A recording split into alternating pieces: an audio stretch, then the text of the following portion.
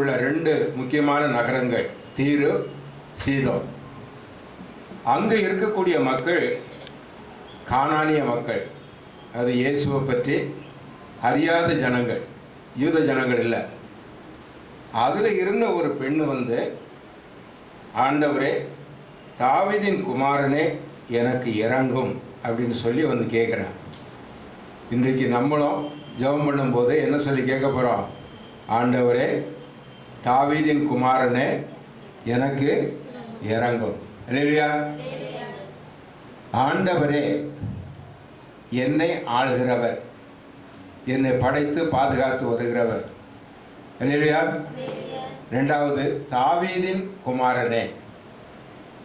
ஆதியாகமத்தில் கடவுள் சொன்னார், ஒரு ஸ்திரீயினுடைய மகனாக ஒருவர் பிறந்து இந்த சாத்தானுடைய தலையை நசுக்குவார். பிறகு ஆபிரகாம்கிட்ட சொன்னார், உன் சந்ததியில் அந்த வித்து வரும்னு சொன்னார்.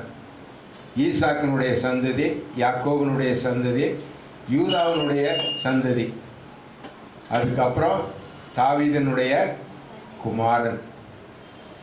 அந்த தாவீதனுடைய சந்ததியில் தான் இயேசு பிறப்பார், கிறிஸ்து பிறப்பார், அல்லது மேசியா பிறப்பார். இதை அந்த யூத மக்களை இல்லாத ஒரு புறஜாதி பெண் அது அவ்வளவு தூரத்துக்கு புரிஞ்சு இருக்கிறார். அவன் என்ன சொல்றா? ஆண்டவரே, தாவீதின் குமாரனே.